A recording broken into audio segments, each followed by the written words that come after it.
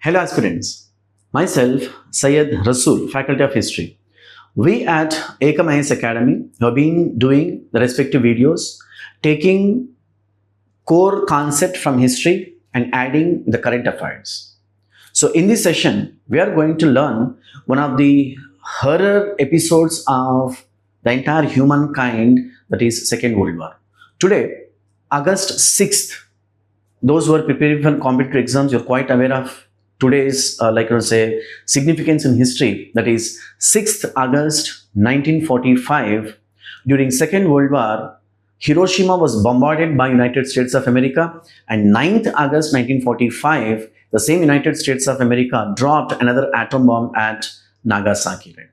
So, enti Second World War, especially when you write for General Studies mains answer, in fact world history was one of the components of world General Studies mains. Even in order to understand the current geopolitical conflicts, one has to have background of, say, world history. So when you're writing an answer for UPSC General Studies mains, focus must be on 3 C's: causes, course and consequences.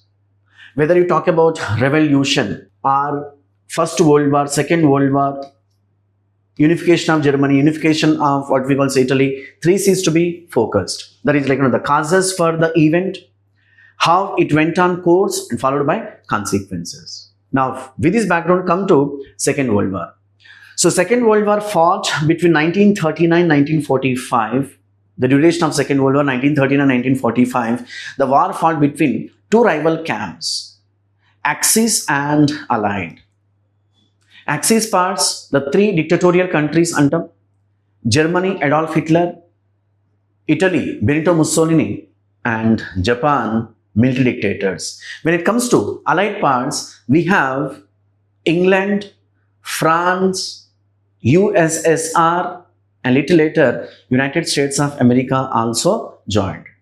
So between 1913 and 1945, the entire war period broadly divided into 2 categories. So 1939-1941. So between 1939 and 1941, first half of Second World War, 1941-1945, second half of Second World War. So what was the criteria based on which entire war got demarcated into 2 unapproved? So between 1939 and 1941, the war was in favor of Axis powers under, that is Germany, Italy and Japan.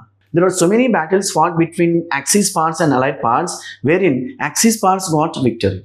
It was in 1941, Japan, one of the countries of Axis powers, committed a blunder of Himalayan magnitude. That is, Japan, in the month of December 1941, Japan attacked on Pearl Harbor. Pearl Harbor happened to be one of the 8 bases, one of the military bases of United States of America. The question is, why did Japan attack on Pearl Harbor? Because Japan was not happy with the policy of America. America was busy with manufacturing of weapons. America was busy manufacturing of deadliest, what we call, say, elements, and they started sponsoring the war. It is not too exaggerated to say, America started looking at war the purely source of income, as a source of income. At the cost of war, United States of America got evolved, especially in terms of economy. Until then, December 1941, United States of America was out of Second World War. And what is the response of United States of America after got to know, that is attack on Pearl Harbor? United States of America declared war on the behalf of Allied powers. Thereby, the war gradually tilted towards Allied powers. And whatever the battles which we found between 1941-45, deadliest battles, all battles wherein Allied powers got victory. Strictly speaking, Germany and Italy both have got surrendered. Germany, Adolf Hitler got what we call, say, he got committed suicide, and Benito Mussolini got killed by his own people. By 1944, everyone thought that by 1944, the war would come to an end, but it did not. Reason being, the only country from Asian continent, which participated in two world wars directly. First World War of 1914-1918 and the Second World War of 1913 and 1945. Japan, a tiny country from Asian continent, continued the war. What is the response of Allied powers? Allied powers, including United States of America, gave so many what we call death warnings. But adamant military, what we call the dictators of Japan, they continued. They have decided to continue the war, and there was no option left with Allied powers, especially what we call United States of America. So on August 6, 1945, at 8:15 a.m., the United States of America dropped an atom bomb called Little Boy on Hiroshima, one of the industrial towns of Japan. That is the reason 6th August, today, 6th August, Japan commemorates as Hiroshima Day. So 6th August, Hiroshima Day, 9th August, Nagasaki Day. Because United States of America decided to teach a lesson to Japan. That is the reason. So United States of America, Allied powers in general, in particular United States of America, selected two industrial towns, Hiroshima and Nagasaki. So the B-29 bomber Enola Gay carried the uranium-235 gun-type bomb with an explosive yield of 15 kilotons of TNT. Just imagine what kind of deadliest weapon it was. So మీరు ఇక్కడ అంటే ఈ ఇమేజ్లో మీరు observe చేసినట్లయితే, so the chemical explosive, one part, the uranium-235, and the other side also the same chemical, that is what we call subcritical mass antam. Such a massive, deadliest weapon for the first time used by United States of America in Second World War antam. And what was the outcome?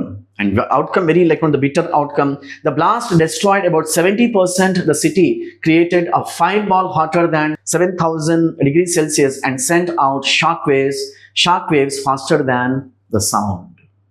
అంటే మీరు images observe చేసినట్లయితే, like you can easily understand how the atom bomb created massive death and destruction. After the explosion, radioactive black rain fell, spreading harmful radiation.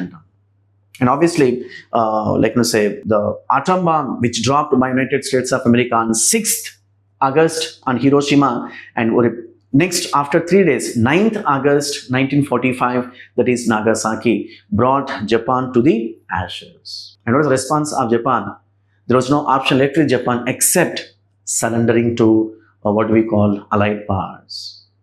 History taught us by 12th August 1945, Japan surrendered to Allied powers unconditionally. So history taught us war brings massive death and destruction. Historians opine that war is a violent teacher which consumes everyone and everything.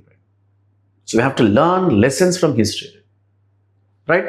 So Hiroshima Day is now observed annually to honor the victims and promote nuclear disarmament.